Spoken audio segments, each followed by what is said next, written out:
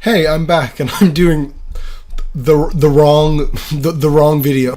But before you behead me, I need you to hear me out because I have a valid-ish reason for doing it. So I was doing research for my video and I realized it's been a while since I've actually made a video, and I didn't want to just feel like I was jumping back into it with some big project when really I'm kind of rusty at this point. So I decided that I was going to, leave it for a bit, not just waste all my time making a video that I won't be proud of in the future. So I want to make a couple videos beforehand before I get into the main one. So I decided what video would be best to make other than a video that I promised to make a couple of years ago. So, we're finally getting the Team Ninja ranking because I've now played 3 of their games instead of just Neo 1. So I think this is a good time to make a ranking video. I have another video planned that I'll hopefully be able to make soon, but I'm not going to promise anything because, let's just say I'm not the best with keeping to a schedule of a video sometimes, so yeah. Well, I've already wasted 2 years of your life waiting for a fucking video, so let's just get onto the video now.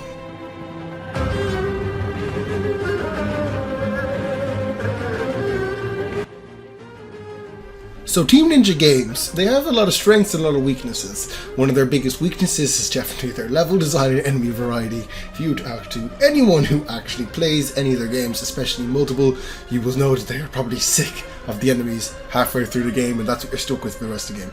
But they have some strengths. Their main 2 strengths are the combat, which is some of the best in any game, as well as the bosses. And today, what I want to discuss is the bosses. They have some of the best mechanical bosses that you would ever fight in a game. They're extremely fast, fun, and they really let you use the combat to its fullest, which in my opinion is important. It doesn't matter if you have Devil May Cry combat, if all your bosses are shit, because then you have nothing to try that combat against. That's why Souls games are so good, because while their combat isn't anything particularly spectacular, it's still so fun because the bosses will push that combat to the limit. And Team Ninja has combat that is far more complex, but also it is able to push that combat like a Souls game can. Okay, so I think I've spent enough time talking to you, especially with the intro, so let's not waste any more time and let's just get into the video with number 10.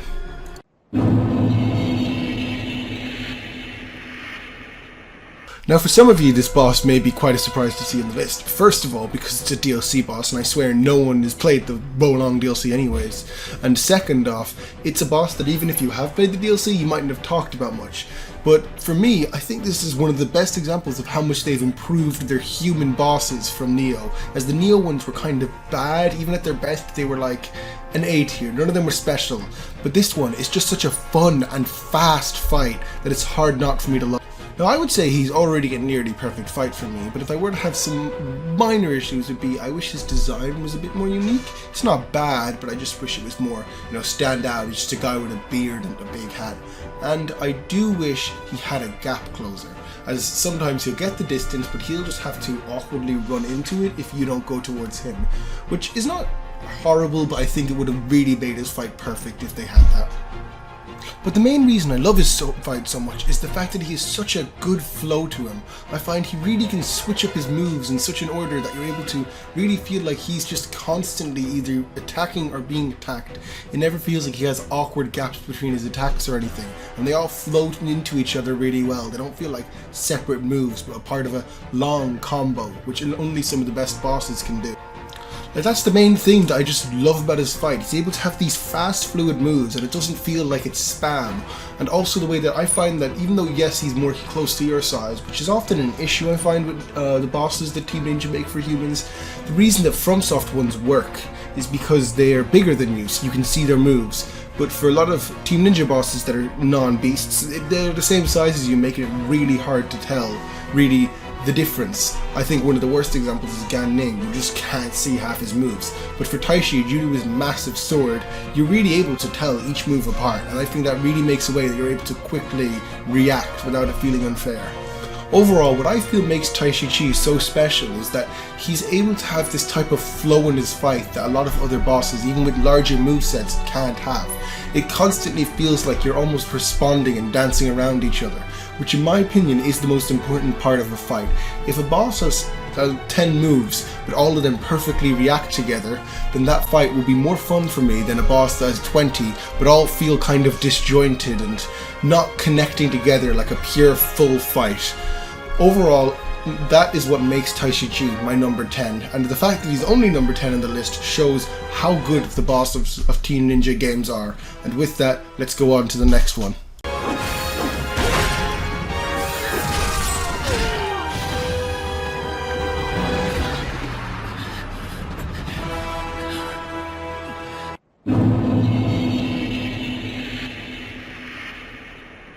Now Katsuya will probably have some mixed reactions to where I've placed him. Some will literally be saying he should be way higher, and others will be saying how could this trash boss get on the list.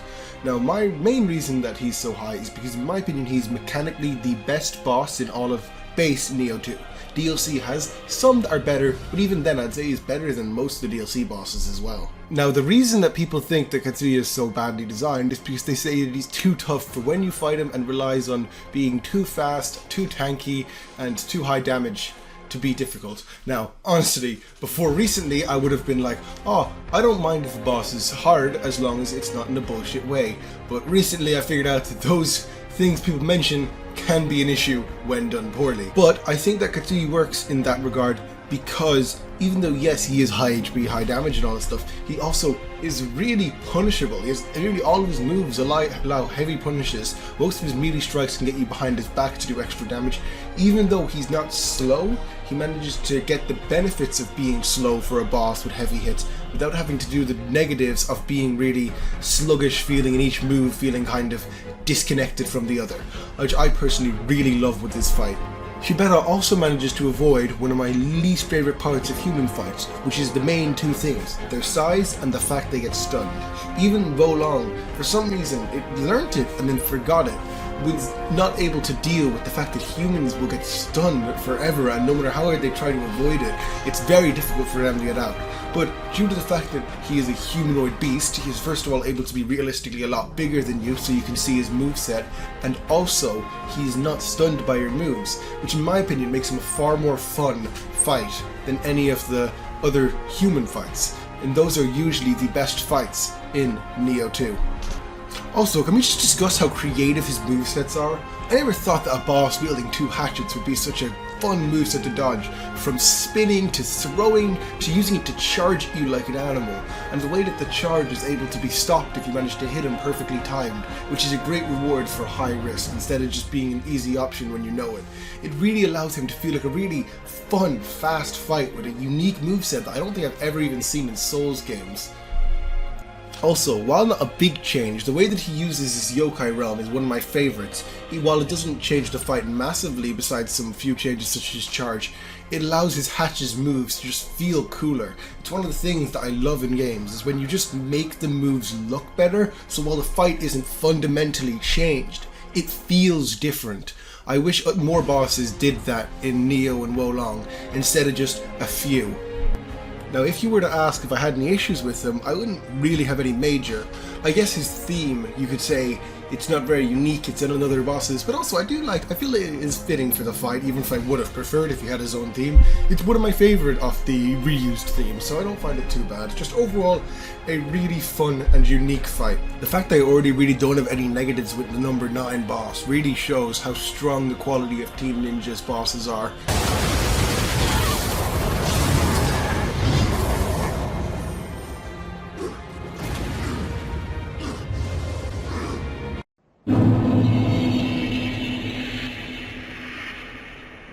I can only see this going really poorly for any actual Team Ninja fans, because I've now went from one hot take, which is putting a relatively unpopular boss up high on up onto my list at all, really, actually, from the most popular boss, I'd say of all of them, maybe somewhere above, but I'd say he's the most popular, at number 8, very close. And I have reasons for it, even though I do know why you may be upset that I have him this.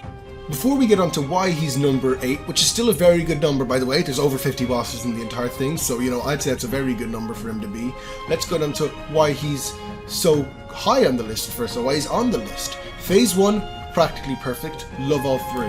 if I were to compare it to any boss from any game, it'd probably be Soul of Cinder, but in my opinion, he's far better done than Soul of Cinder, because Soul of Cinder Phase 1 has two major issues. First, I do not like half his forms. The Lance and the Greatsword are great, love those, but I don't like the other two. They're either boring or annoying. And my second issue is, I do not really think it was smart to make them just stand there while they turned form. It kind of just got in the way of the flow. I think they should have done it in some form of attack, which Otakamaru also fixes. While for Otakamaru, they've actually gotten a really cool balance for him, where each of his three forms are equally fun for me for different reasons. Brute is just a fun fight, a bit simple, but I love how it just manages to go into each move. It really flows well, you're both up close with each other the whole time. That's a really enjoyable fight. While Phantom is a great done mage fight, with the way you have to go in and out from him, the way his moves are just fun to watch, love the design. And then Feral, I think everyone can kind of agree Feral's the best one, but you know, I do actually like Phantom just as much, to be fair. But Feral is just such a fast form, and the way you just see him dancing around, it's a really cool fight. Honestly, if they were to just make a fight of just any of these forms, but obviously more fleshed out, I think most would still say it's a pretty fun fight. But instead you get all three that are all equally fun for me, even if they're equally fun for different reasons.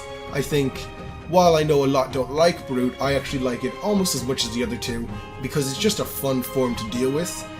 But that is not the whole fight. I would have been happy if that was the whole fight, if maybe a bit with a more Phase 2, but I would still have been happy. But there's actually a Phase 2, and it is one of the first, like, major changes in phases from my memory. There are a few that are good changes, but this is the first major one where it's a complete moveset change. And this is where my biggest positives and negatives with the fight come in. Because Phase 2 is so close to being a perfect phase, but it just stumbles. The atmosphere is insane with it. The fact, I know this happens in Phase 1 as well, but Tokichiro and you working together, Tokichiro was like the only thing I cared about story-wise in Neo 2. I can't even remember the name of anyone else in it. So it was just all nearly perfect, but then they stumbled the fight slightly that just puts it down for me. Because this phase stumbles it just at the end there. Well, it makes the exact two mistakes that I said Soul of Cinder made, and Phase 1 fixed. It's so annoying. First of all, his usage of lightning. Lightning element is the worst thing in Neo 2. It is just a fuck you to you whenever you get it. If you get hit by lightning, you're screwed. And the thing is, the lightning sword attack is bullshit. I only managed to avoid it by standing behind him, which made it fun, I guess, but still, the fact that he has a move that can fly across the arena at top speeds and have an AoE, so even if you dodge, you'll probably get hit, is bad game design. And the fact it is the lightning move, which is the most punishing, is equally bad. But also, he suffers the same issue that Soul of Cinder does. When he transforms, he stands there, making each phase feel different from each other instead of flowing together like it does in Phase 1. It is baffling how they can learn how to solve this issue and forget it in the same fight. Like, I do like the Fire and Ice form individually at least. I especially enjoy Ice, that's one of my favorite forms he has.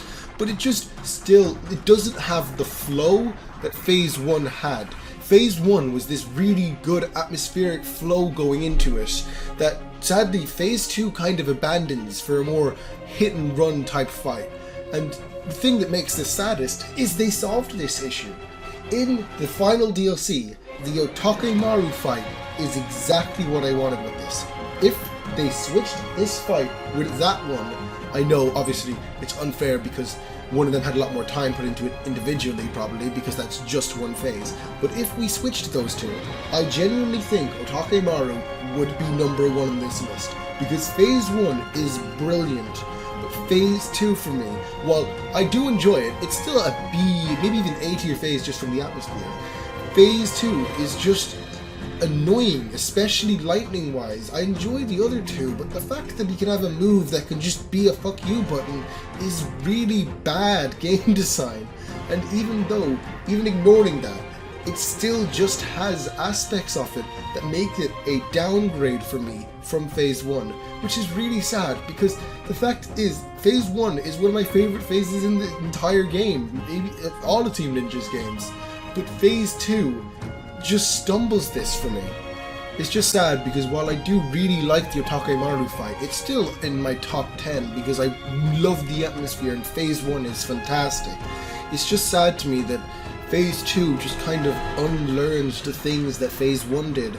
If they just gave us the DLC Otake Maru as his Phase 2, this fight would at least be top 3, possibly even number 1.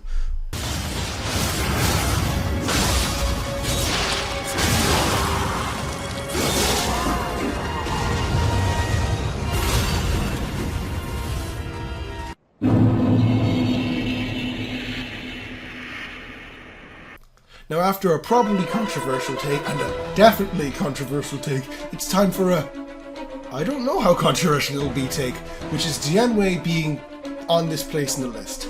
I seem to think that most seem to like this fight. I don't know how much they like it though. But for me, ever since I fought him, I just adored the fight with Dianwei.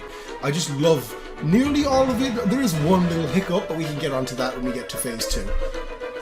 Now, one of my favourite parts of him is definitely his design. It is maybe my favourite of all of Team Ninja's designs. It's so good. I love how it mixes all these animals into a unique design, but it doesn't feel cluttered. And his theme is a perfect fit for him with the wind instruments being used. It's one of those themes, a lot of the time that I find with them, you will just like a theme, but you won't associate it with a fight, such as Shibata. It's just a theme, it's not his theme, but for Dianwei, it's really Dianwei's theme, and when I hear the theme, I think of Dianwei and no one else. Also, just mechanically, this fight is perfect. My only issue with his fight is one tornado move I find a bit annoying with how long they linger, so remove that move and I could say it's a perfect fight really, or just change how it works. But I just love how it's shown me a new appreciation that I haven't really had for a while. It took me a while to appreciate, which is when a phase, instead of completely changing the fight, pushes the mechanics of the previous phases. I find some bosses can suffer the issue for me that they're two different phases that don't mesh together perfectly. Sometimes it can work, like Gale, it's perfect, but with Dianwei, with Phase 1, every time you're doing it, it never gets frustrating because you're still learning for Phase 2, and it really manages to make the fight really flow together into one long battle instead of feeling like two separate battles with a similar design, and I really love the way he does it. But if we're going to discuss mechanically, I think we need to just get to the part that really makes Dianwei amazing, which is Phase 2. Phase 2 is one of my favourite boss phases of all Team Ninja games as well. The way he just can flow and mix up into each move. The mix-ups he has in it is actually shockingly high, and the theme just goes so hard during it. It's such a good phase. Every single time, I never want that phase to end in particular because it's so good, and the way that you're actually taught mechanics, such as, I know most have mentioned who actually talked about this fight, which is the fact that his move that used to just be the end of an animation is now actually a new attack. But the way that it ended makes it so you aren't actually surprised when it happens with Phase 2 if you were paying attention. It just really makes you pay attention with him, his fight. It's just a perfect battle. Just every aspect of Dianwei is perfect, and he's one of my favorite beast bosses in any game. I just love everything about them besides the one move I mentioned. But remove that move and he could definitely go up. To be honest, I think genuinely number 7 to number 5 are interchangeable for me. All these bosses are so good. After this boss, this list gets extremely hard because all of them are so good. All these bosses, for me at least, are a 10 out of 10. Sure, I can pick a nitpick or so, but overall, I just love fighting them, and they're fights that I could really do. And for Dianwei and a few others, I have done for hours, and I never got bored of them. I was always having fun, which is what really makes him a special fight. So while DLC 1 is a very not well loved DLC, let's just say, Dianwei, at least for me, makes it worthwhile easily. Just this fight makes me have positive memories of a DLC that most dislike.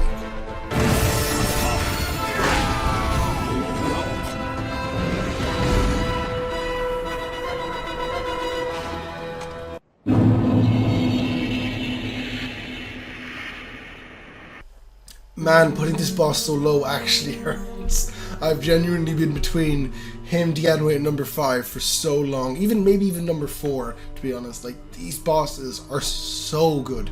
Otake-maru and Shibata are around like a 9.5, maybe even a 10 out of 10 for me. These guys are like high 10s, like putting them this low does genuinely hurt. Now, get into why he's number 6 is one minor nitpick. I wish he was a bit bigger. That's my only issue with this fight. This fight's genuinely fantastic outside of that, to be honest. Okay, so outside of that one issue, which isn't too bad, it's just certain moves can be hard to see, let's get on to why this boss is genuinely fantastic. First off, why the fuck have they never reused the mechanic that fixes one of the biggest issues with human bosses? They literally have it so he goes from like hyper armor, which is great, love hyper armor, Taishichi uses it, a couple others use it really well, but then also after hyper armor he will begin to parry you back. That mechanic is ingenious and makes him have the flow of a Sekiro boss where you both fight between each other, and for some reason after this fight they don't use it again. They literally have a boss that would have been perfect with that and could have gotten number 1, but instead they didn't use it. It's only on this boss. It's such a perfect mechanic, but whatever. Let's just ignore the fact they fucked it with the rest of them, because this fight is great because of this mechanic.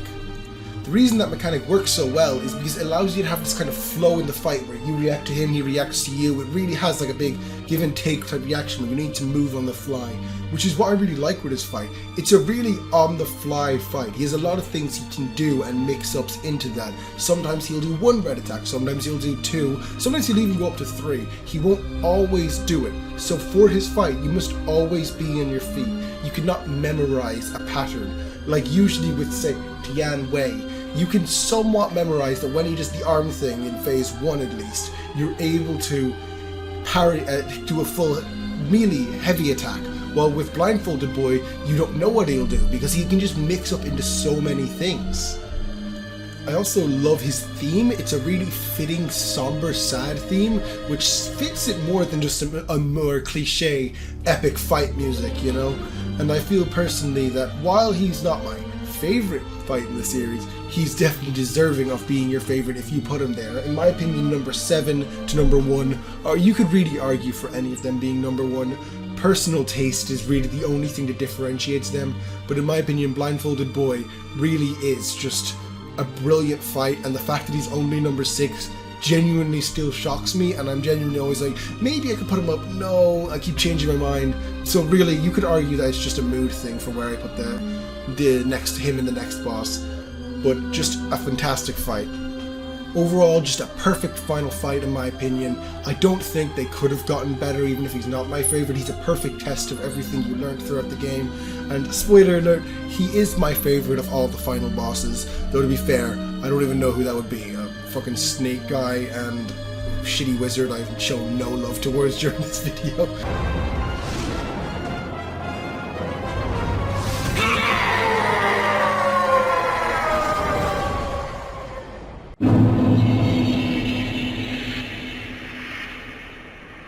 Now, while this fight is technically a refight, it really isn't, as he has a completely different moveset from the human incarnation. He has some similar moves, but overall it is a completely different fight.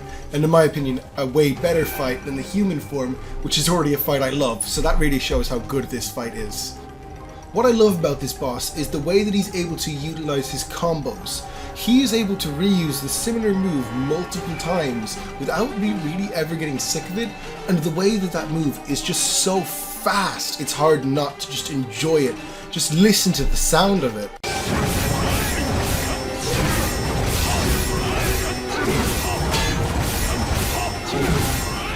To be honest, this fight was actually number 1 for a while before I realized that I don't enjoy them as much, but I just still, this fight is just such a fun encounter and I love the way he uses his moves.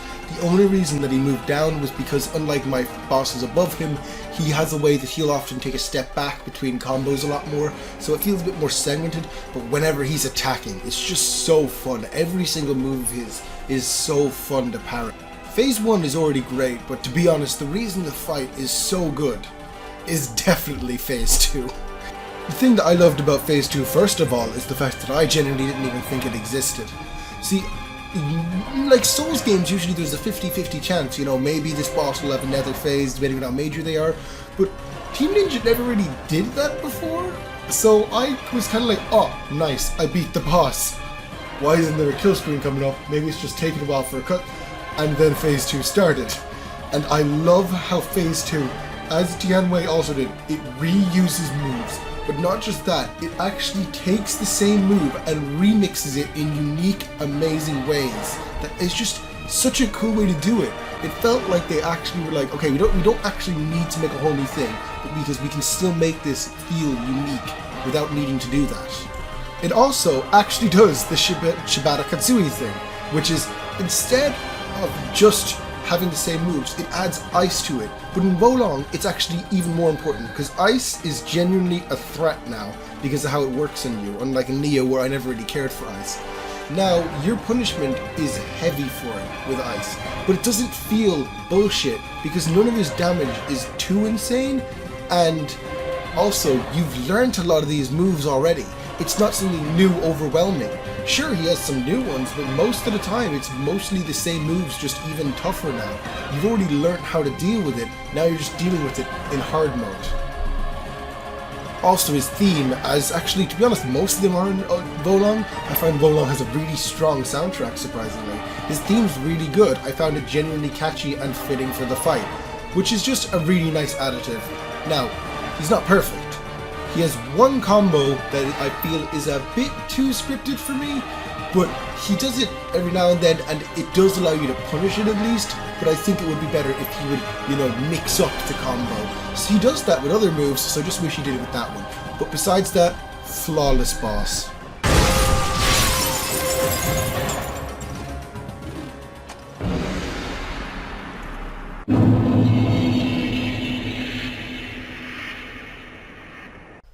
Okay, I called Otakemaru my hottest take, but trust me, this one may actually be worse because I have no reason for this take to be here. It's just personal taste. Because this fight is genuinely near, if not just straight up perfect Neo fight.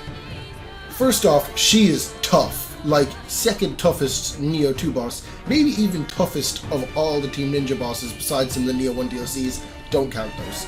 Because I was not able to beat her or Lightning Gods of Yomi with the regular 3 heals that I usually had, because I was finding them that tough. Because those 2 fights were that challenging for me, I couldn't do it. And that just shows how tough she is, because unlike Lightning Gods, I loved her fight, but I just couldn't do it no matter how hard I tried. I even went back to do it, and I just gave up after a while because this fight was too tough for me. But that does also show why she's number 4, because unlike the bosses above her, I gave up. I can fight bosses for a long time, but for her, for some reason, I guess I just was not enjoying her as much as those ones, so I put her here. Not because she's worse, in my opinion, she's arguably, objectively, at least number 3, you could even argue number 1, but she just didn't have the same feeling for me, which is really what I have to go off for some bosses, because there is no reason she's here. She has an amazing moveset, lots of mix-ups, love her scythe, there's no reason that she should be here, besides personal take. But let's go on to why she's actually on the list. She has one of my favorite movesets of any boss. It's a bit small, you could say, but I still adore it. It actually, weirdly enough, reminds me of Malekith. Not just with how the scythe reminds me of Malekith's moves, but also in just how she just has his jumping around agile moveset. And I love that about Malekith Phase 2, so I'm very happy to see that. Her scythe is so heavy as well. It's genuinely some of the most satisfying things to dodge through her scythe attacks at the perfect timing. Now, if I were to have any complaints with her, there'd be 2. First of all, her arena looks amazing, but those buckets can go fuck themselves.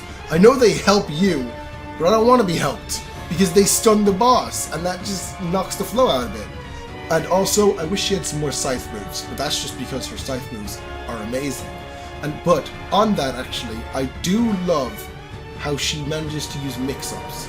You see, in Neo 2 and Neo 1, mix-ups are not really a thing in fights because there's so much else going on. But she actually manages to use mix-ups in a really unique way, as when she jumps in the air, she will select a different move that you can't really predict until she does it. So there is no way to just be like, oh, she's going to do that now, which I find really cool because I love when bosses keep me on my toes. She even has one of my favorite themes in Neo, and I don't really like the Neo soundtrack that much. I enjoy Wolong's, but Neo was never really for me. But her theme is just perfect and perfectly fits her fight in her arena. So like, even that's amazing. Simply put, the top 4 in this list are next level for me. As well, yes, Taishi Chi used to be around here. After a while I thought about it and was like, I think these fights are definitely superior, even if he is brilliant, which really shows how next level these fights are.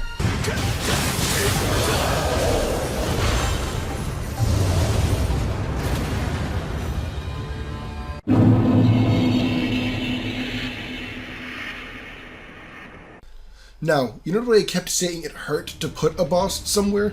This one hurts the most. I wish I could put this boss as my number 1, because I adore this fight. I have a lot of nostalgia for it. It's the only positive memory I really have with Neo 1. I was so proud of myself for beating it. I fought them for days and was still loving the fight. I would have my friends in chat as I fought this boss for hours, and my first time beating it, I was so proud of it. That was the first time I recorded a boss and uploaded it just to brag about the fact that I beat it. I genuinely adore this fight in all ways, and the fact it isn't number 1, even though I wish I could put it there, even though I know I prefer 3 other fights, still hurts to me because I love this fight so much. This fight is the only reason I don't regret playing Neo 1, even though I think that negatively affected my opinion of Neo 2. I love how, unlike most of Neo 1 bosses, their moveset flows so well into each other. I also just love the Yuki-onna just as a concept for a yokai. It's probably my favorite from all the yokai I've looked at. I just love the design, the way it manages to have human but still feel like an yokai. Most of them, even my favorite ones, they still feel like an animal shaped like a human. This one is a proper human with yokai-like abilities, which I just really like. It actually has story significance, which most don't, with the fact that it was the wife of Oda Nobunaga, which I just think is a really cool idea. And that's Neo 1's story. There's no positives in that story besides this.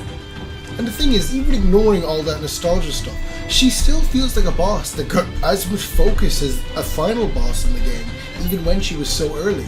She has multiple phases, and while I do agree that I wish there was a more clear tell for when phase 2 started, that really was only a millisecond of an issue before you figure out very quickly. And while the phase doesn't change massively, it's really cool that she has it, especially with how difficult her new moves are and how you have to dodge them so differently. And the thing is, unlike most bosses, even in Neo 2 I found, she has an amazing flow to her. The way that you can just keep up close, having one of my favorite AoEs I've ever seen in a boss fight, because it's so quick. You dodge out, quickly go back in. There's no waiting around for the AoE to end. I love that. It goes really well with the fight. It fits her. It has a nice tell that really just, it fits her fight perfectly. While her moveset mightn't be massive, it's one of my favorite movesets for a boss because of how well and perfectly she uses it. Can I say she is better than, say, Tate Eboshi? No. But can I say I prefer her? At the moment, yes. And the thing is, I've known this boss for longer than Tate Eboshi. I beat her over 4 years ago.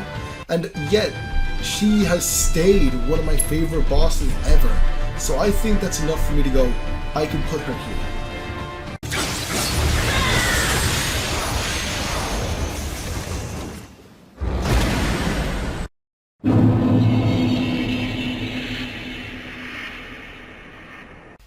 Okay, let me just say this instantly. This is basically number 1.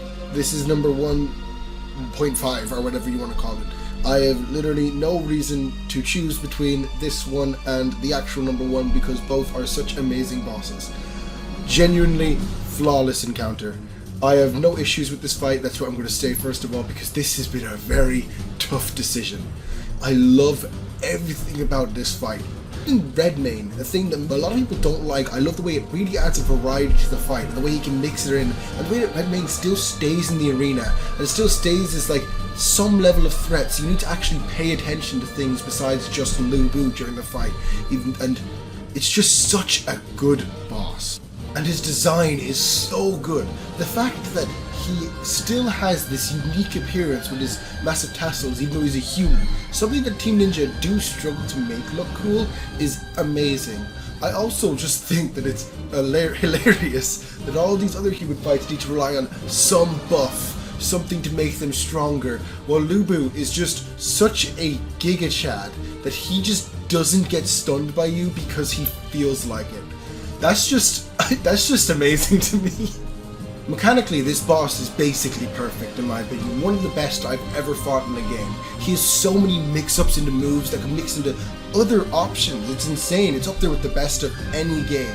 And his moves don't just mix up a lot, but they're also so weighty feeling. It feels like you're dodging such a powerful move every time you dodge one. You really feel so cool. And the way you can like jump back and jump back into it. He's such an agile fight, which is also some of my favorites. He's just a perfect encounter, especially because he is by far the hardest base game Wolong boss, and still probably top 2 or 3 in the whole game. He's extremely challenging, but like the best bosses, you never mind dying to him forever, because he's just so fun. This is just a perfect encounter. If I were to have any issues with him, I guess I would have liked a bit more of a spectacle in the fight, like maybe make his fire form his full phase 2, but really, he's such a badass fight. His moveset is enough of a spectacle, because he's just so fun, and watching him move is so smooth looking. The animations are amazing. And even story, which I don't care about for Wolong at all, his kind of interested me. I was a bit invested in that aspect because he was such a Chad. I wanted to see what he was doing. Like, this fight is just a perfect encounter, and really, it is mechanically the best Team Ninja boss.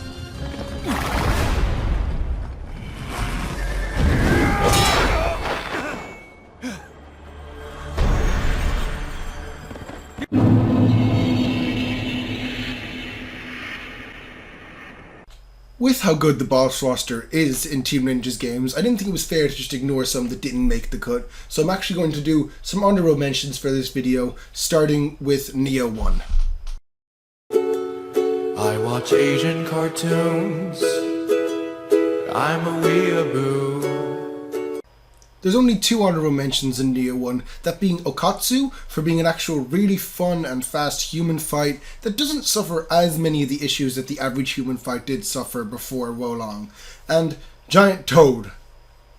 He's a big toad, I don't know, I think that's good enough for him to be honorable mentions, you know? Do you seriously follow this pretentious little prick? For Neo 2, the honorable mentions are Kasha, for just being a very fun boss with great personality, Yorimitsu for being the closest thing to an amazing human boss before Wolong. She just needs a bit more in her phase 1, and I think she'd be an easy S tier. And Tokichiro human demon form, because that fight is also closest to being the best human fight. He just needed to be a bit more tanky. And also Otakemaru 2. He probably would get on, but the fact that we have Otakemaru the original, which I think is way better atmosphere, puts him above, but both are great in my opinion. Wolong has a solid few honorable mentions. First is Zhang Liao for being a really fun and fast human fight I just enjoy. Liu Bei for being so close to amazing, but he has one fucking move that just ruins the fight. Then there's also Captive Swordsman. I've said it 100 times. He could have been the best boss in the entire series if they just didn't have him get stun locked. It's really annoying. Gan Ning, another amazing fight. Just make him slightly bigger and he's perfect. Then there's the final one, which is Guan Yu. He is Lu Bu, but more melee based, but I prefer Lu Bu by a lot, and Guan Yu does not have the same impact or design as Lu Bu, so he gets in honorable mentions. Still a really fun fight though. And with the honorable mentions finished, it's time for the number 1 boss.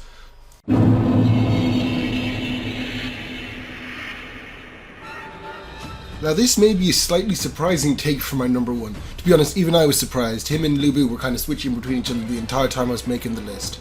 But there was a couple things that made me decide to put him here.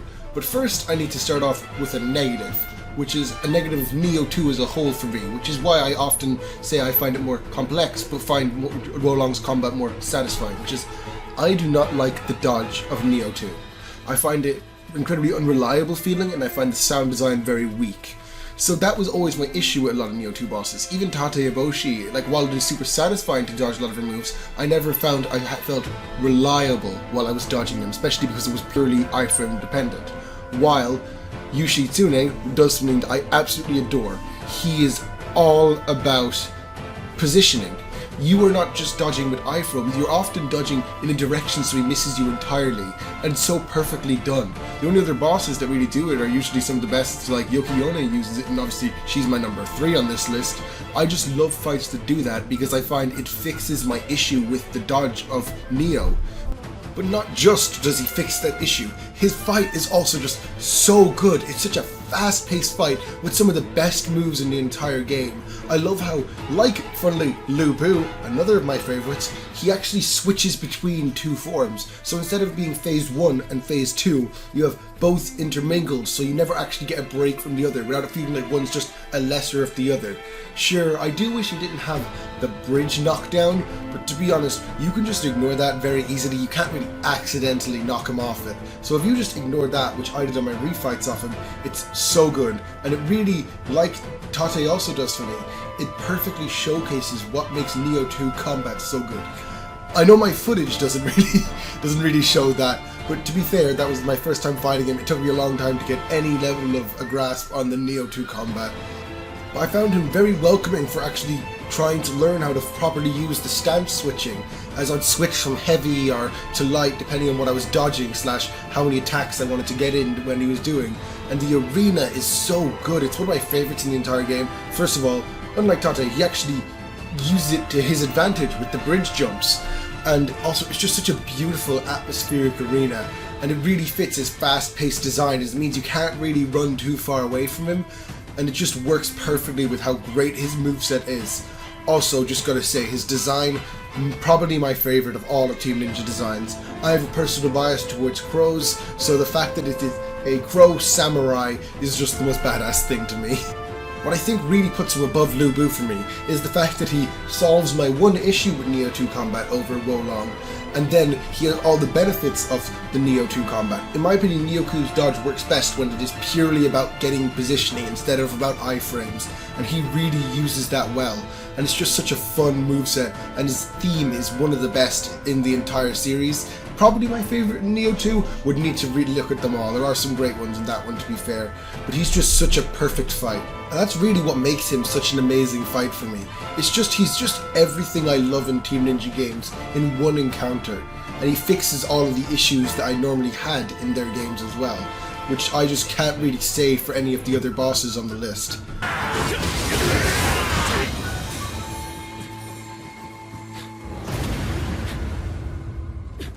So hey, I just wanted to say some final things before the video ends. First of all, I'd like to thank Delirious Hunter, a far better content creator than me, who made the thumbnail for this video, because I suck at thumbnails and they just offered to do it to be nice. You should definitely check out their content. It's way better edited than mine, to be honest. And I'd like to thank any of you who watched the full video to the end, even who skipped to it, because you're probably a lot less pissed than those who watched the full video. I really enjoyed making content again after so long of a break, and I really hope to get back into it. I have another video planned, but I'm just going to see if I can get into making it, because this one was just a spur-of-the-moment thing, which is how most of my videos get made instead of planned out ones. But I really enjoyed making it, and I hope you enjoyed the video.